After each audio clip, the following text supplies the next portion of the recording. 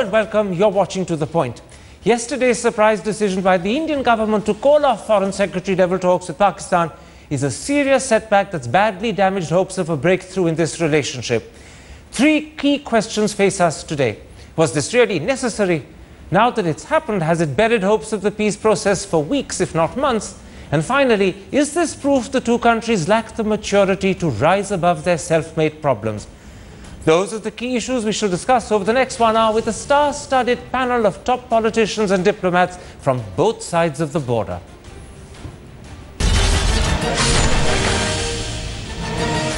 And now joining me for our special discussion on where Indo-Pakistan relations stand is former Foreign Minister Salman Khurshid, former Foreign Secretary Krishnan Srinivasan, former High Commissioner to Pakistan G. Parthasarthi, and a senior member of the BJP's National Executive, Sheshadri Chari. Also joining me from Lahore, the former Chief Minister of Pakistan's Punjab province, Najam Sethi. He's also the editor of the Friday Times, and former High Commissioner to India, Aziz Ahmed Khan.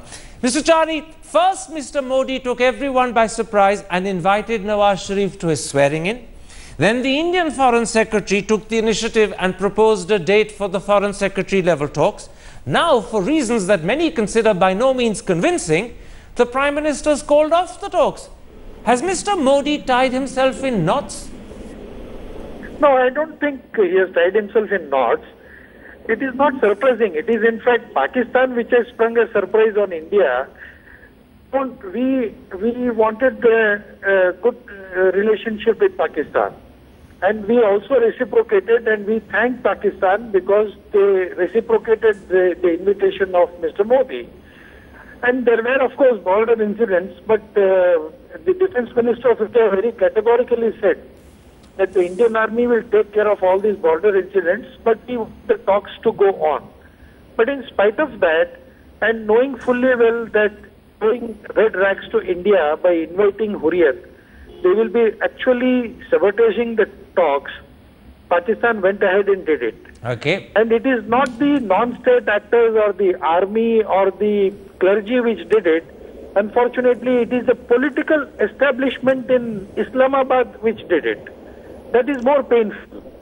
Aziz Ahmed Khan, let me bring you in at that point. The government in India made it clear to the Pakistan High Commissioner, and he was forewarned of this, that if he went ahead and held talks with Hurraiyat, the government would call off the Foreign Secretary level talks. Now, given the importance of the Foreign Secretary level talks, because they were resuming a process that had stalled 2 years ago in 2012, do you think your government made a mistake to sacrifice the Foreign Secretary talks so that you can talk to Hurraiyat instead?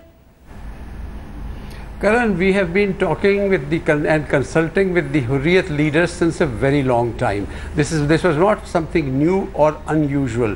In fact, when I was High Commissioner there, very regularly I used to hold meetings with him. Every time a visitor came, when President Musharraf came, when Prime Minister Shaukat Aziz came, when the Foreign Minister Kusuri came, all other important leaders visiting there was always consultations and meetings with the Hurraiyat leaders. So it was nothing new. And in fact, we feel that this is something which helps the process as far as finding a solution to the Kashmir issue is concerned, which is a complicated issue, and we can find a solution only if we carry all the parties concerned, all the groups concerned.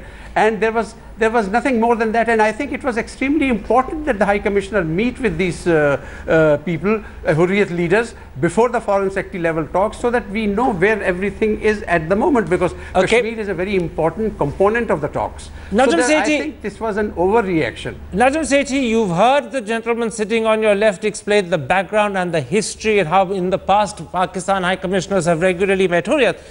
But this year in May, when Nawaz Sharif, your Prime Minister, came for Mr. Modi swearing in, he was specifically asked not to meet Hurraiyat, and he readily agreed not to do so. So the Indian government now says, having set that precedent, why break it in less than 3 months? No, Karan, I don't think the two occasions are comparable.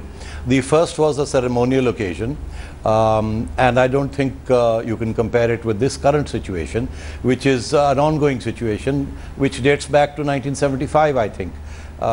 So to say that the two are comparable is not correct. Secondly, this understanding that Nawaz Sharif would not meet with the Hurraiyat, this was effected through the back channel.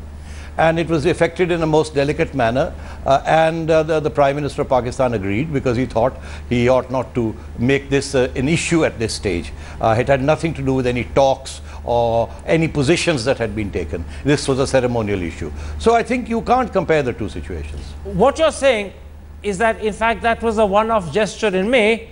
The Pakistan Prime Minister was not setting a precedent for the future. Have I understood you correctly? Yes, absolutely, because the precedent is, as I said, it's not comparable. The thing is that my reading is in fact far more radical than that of Aziz Khan Saab's, because he's had to be he's been a diplomat and he's had to look out for the diplomatic parts of it. My sense is that since the Musharraf times, the Pakistanis leaders who come to New Delhi and meet with the Hurraiyat and other leaders have actually been using these occasions to clear the path for their own talks with the Indians. And Nawaz Sharif's approach to this issue has been that he wants to go the extra mile. So the meeting with the Kashmiri leaders from the Pakistani point of view is aimed at taking them along with whatever initiatives Pakistan takes. So far from creating problems for the Indian government, it is aimed at seeking solutions to ongoing issues. All right. As you say, in fact, the aim is to remove the Hurraiyat as an obstacle and to make sure that, in fact, Hurraiyat doesn't stand in the way of any talks that you have. Salman Khurshid, where does the Congress party stand on this critical issue? If I recall correctly, in November 2013, just 9 months ago, when you were Foreign Minister and Sartaj Aziz visited India, he met with Hurraiyat. And at the time, you were quoted as saying that the meeting was insensitive and counterproductive. So do you today believe that Mr. Modi did the right thing calling off the talks? Or do you agree with your party colleague Mani Shankar Iyer, who yesterday on this program said the government had behaved childishly?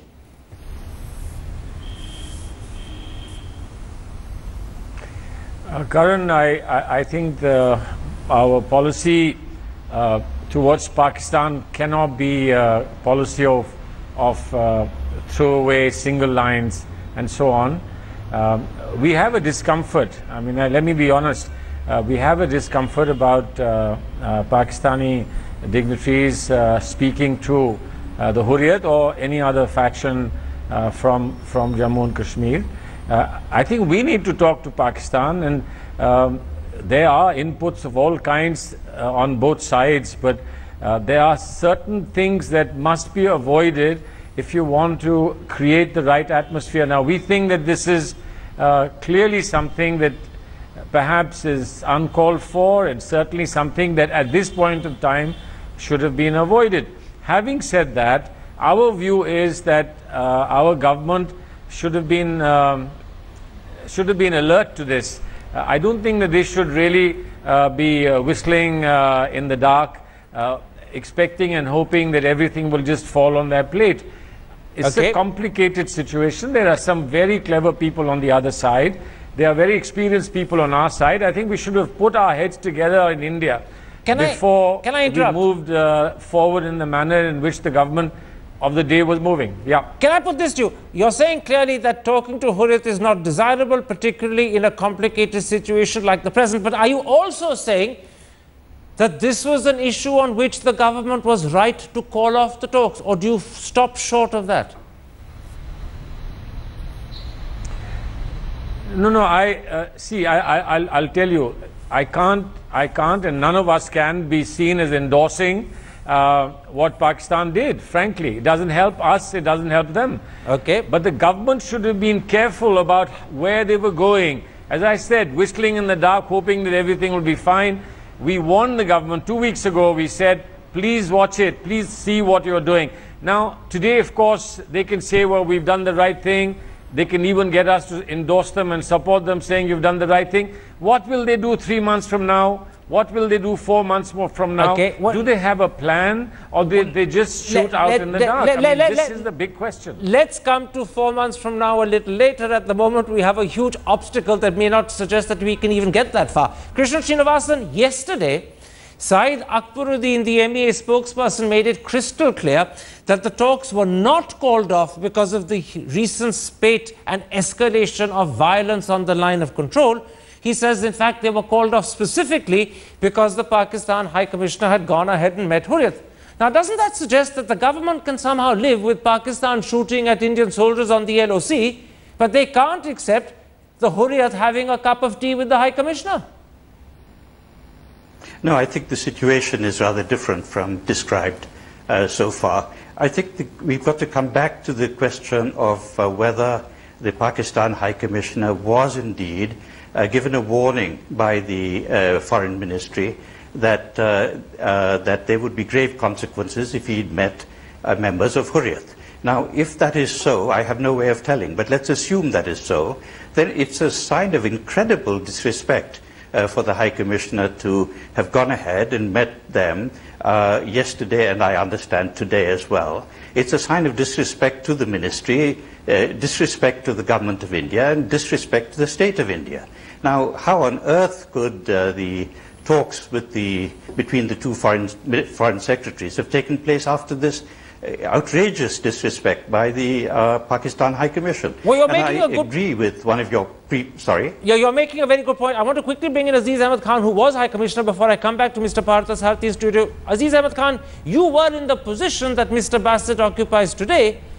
Do you accept the point made by a former Foreign Secretary that after being warned to carry on and still hold talks is extreme disrespect to the ministry, it's extreme disrespect to the government of India, and to do it again today, and in other words, to repeat, is even worse?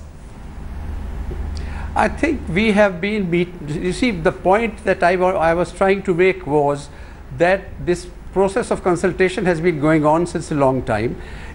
We feel it helps the process. The Indian government was never happy about it, and they would quietly express their unhappiness, but at the same time they would let things be, because I think they also understood that Pakistan was doing this in a positive spirit and not in order to score a point or sabotage the talks or something. It was something that would contribute to the success of the talks. So I think this step of issuing warnings and so on, I think this is a little pompous and it should not have been done. You know, I want to pick up on that point and put it to you, Mr. Parthasarathy.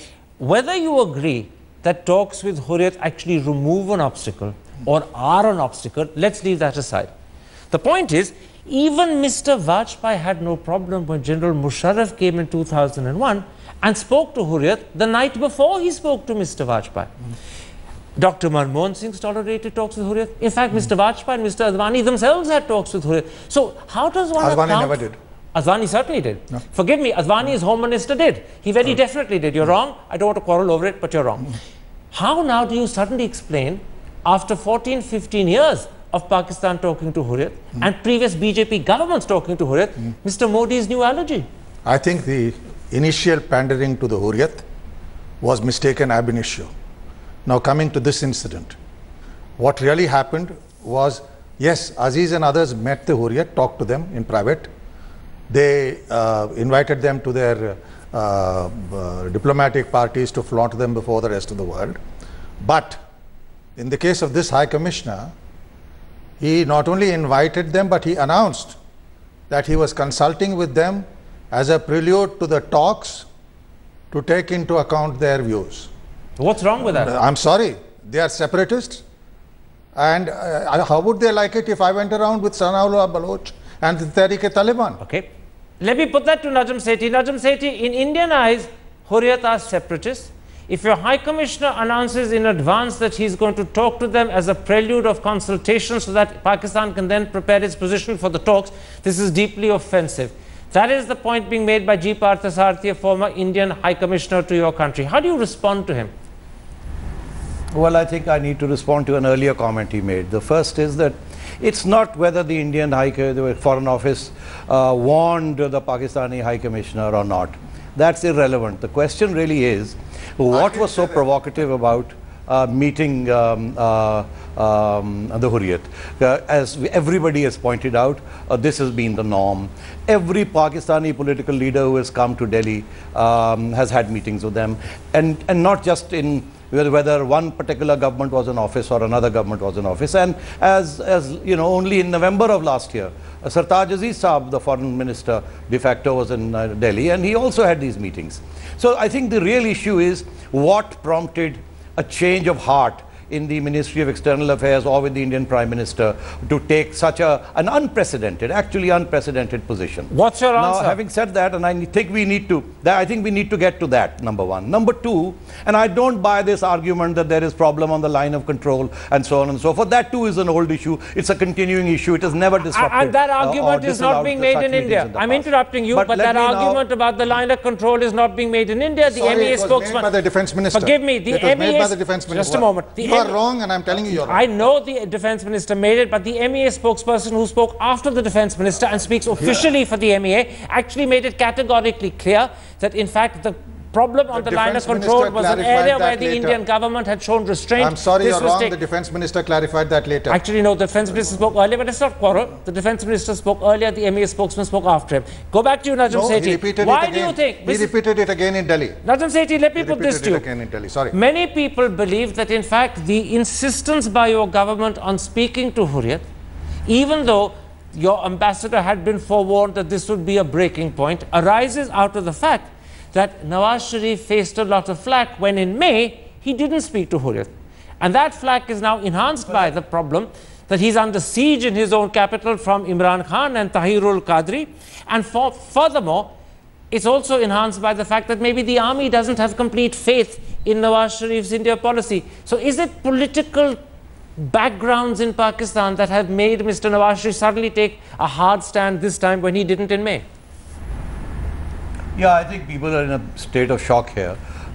Nobody actually expected this sort of move from the Ministry of External Affairs and from the Prime Minister's office in view of the bonhomie that was established during the swearing-in ceremony and then the announcement of the Foreign Secretary level talks.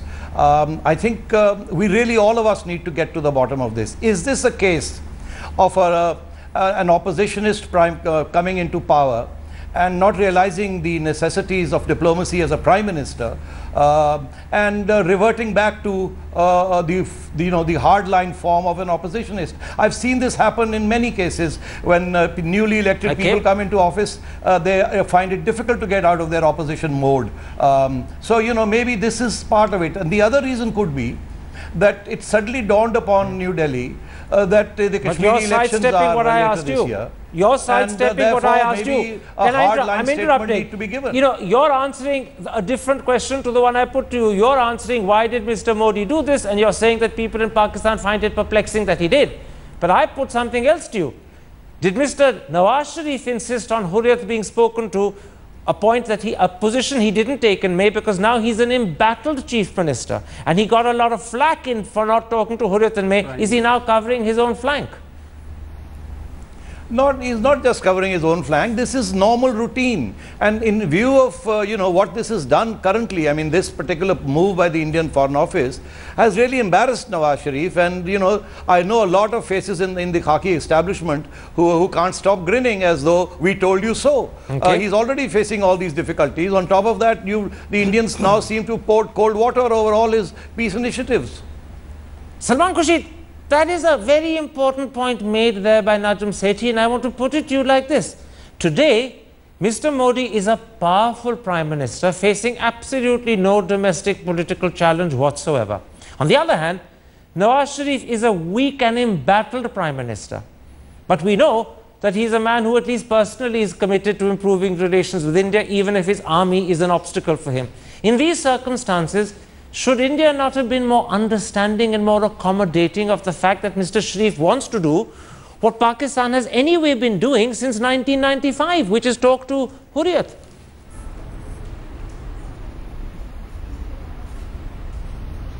Well, it's an interesting question, and I find that contrast that you've drawn very, very interesting. A very powerful Prime Minister recently elected in India, and a not so powerful Prime Minister in Pakistan. But a year ago, that Prime Minister was a very powerful Prime Minister with a similar mandate that our Prime Minister has here. But that's only a sideshow. The important thing really is that I think our government has miscalculated what Pakistan wants to do and what it can do. And I do believe that Pakistan put too much of what I believe was a misplaced hope on the simple fact that there was a powerful Prime Minister in this country. I don't think that really matches. I think both sides should have been a little more sensible and careful, a little more circumspect about expectations from each other. This is really a case of expectations going wrong, and those expectations shouldn't have been there in the first place. All right. We must work on peace, not with the excitement of a young child playing with a toy, but we must work with peace, with care, and with a very sober, reflective manner.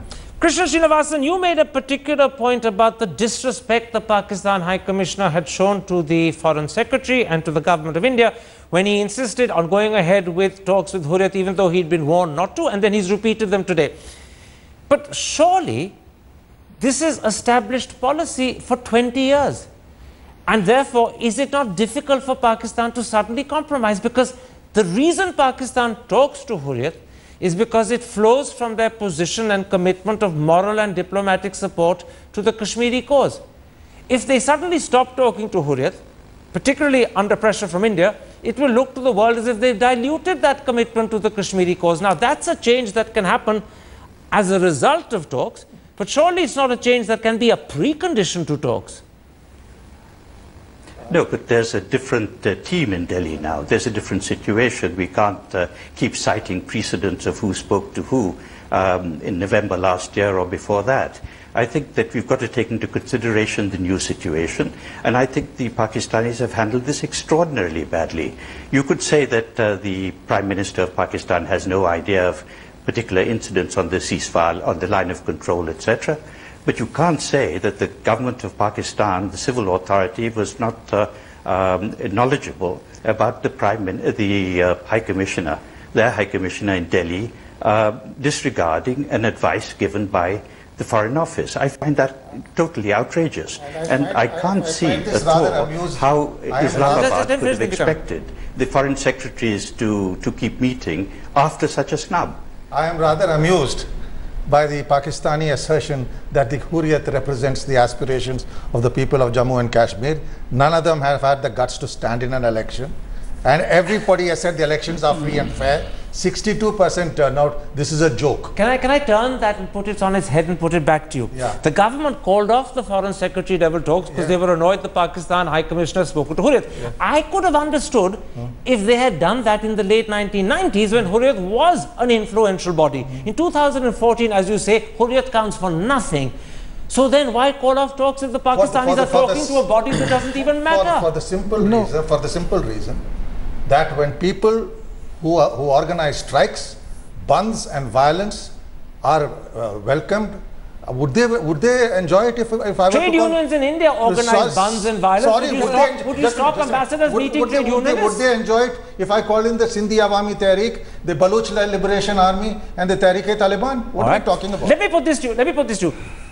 You know, Mr. Vajpayee had absolutely no problem allowing General Musharraf to meet the Hurriyat the night before Agra. Before he met Mr. Vajpayee, he met the Hurriyat. A series of Indian governments from 1995 when President Farooq Lagari first came to India and met Hurriyat have been meeting Hurriyat on their visits. It's gone on for 19 years. Surely Mr. Modi can't just dream up a problem after a 19-year tradition. Mr. Modi started a practically new tradition of inviting SAARC heads of leaders for his swearing-in ceremony. Mr. Modi is a different person. Pakistan should understand this. The Indian strategic thinkers and analysts also should understand this, and the rest of the world also should understand. So also the Hurriyat and so many other riffraffs in the Jammu Kashmir region. They are dealing with a decisive leader. All right. If they don't understand this, the peace talks will be always at peril. Let me put that point to Aziz Ahmed Khan. Aziz Ahmed Khan, did your government in Pakistan fail to appreciate that Mr. Modi is not just a decisive leader after a 30-year period of very weak prime ministers, but a very different man? And therefore, what was acceptable previously may not be and would not be. And hence, when that warning was given to Mr. Bassett, it should have been taken a lot more seriously. Therefore, was there a perception problem in Pakistan as a result of which you didn't realize how different Mr. Modi is? Well, first of all, we have not yet started dealing with the new government in an official manner, except for the meeting that took place at the time of his investiture ceremony. These talks would have been the perfect occasion to lay out the roadmap on how the talks have to proceed, what is supposed to be done, how do we tackle all the problems. We have been, as far as Pakistan is concerned, since 2005, if you go back and check, Pakistan has consistently followed a policy of improving relations with India. There has been a unanimity of view about it, despite changes in government, whether President Musharraf, whether the PPP government, and now the present government. There is a consistency of approach, and after the new government took over with such significant majority, and after having seen that Mr. Modi is a person who wants to act in a positive manner, in a decisive manner, and his gesture of inviting Prime Minister Nawaz Sharif for the investiture ceremony gave hope that he would probably be able to pursue the process a little more vigorously and seek solutions to the problems. Just a moment. Don't interrupt each other. But let me bring in Mr. Chaudhry, because Mr. Chaudhry, I want to put a particular point to what you've heard from Aziz Ahmed Khan and make it a question for you. And that's this. When our Prime Minister invited Nawaz Sharif against all expectations, received him extremely warmly, tweeted about the conversations they had with each other at dinner, exchanged shawls and saris, thereafter warm letters to each other, the Pakistanis could say he was leading us up the garden path to believe that in fact there was a warmth and that there was a continuity of a previous warmth, that he was behaving like Mr. Vajpayee. In fact, in his speeches, Mr. Modi often compared himself and said he wanted the relationship that Vajpayee had. He actually said it in his speeches. Having led them up the garden path in trying to be like Vajpayee and saying he would be like Vajpayee, then to do a U-turn over something as critical as this and take a completely opposite position to Mr. Vajpayee, the Pakistanis could turn around and say, you led us up the garden path, led us to believe everything was okay, and suddenly you drop a bombshell. The Pakistanis could have very well said that, look, we will come to your swearing-in ceremony, but we will do what we want to do in India. We wouldn't have allowed them to come here at all. Sorry. We had very pointedly said, if Pakistan wants to deal with India, they will deal with what is called the government of India and nobody else. Yeah. That is the point.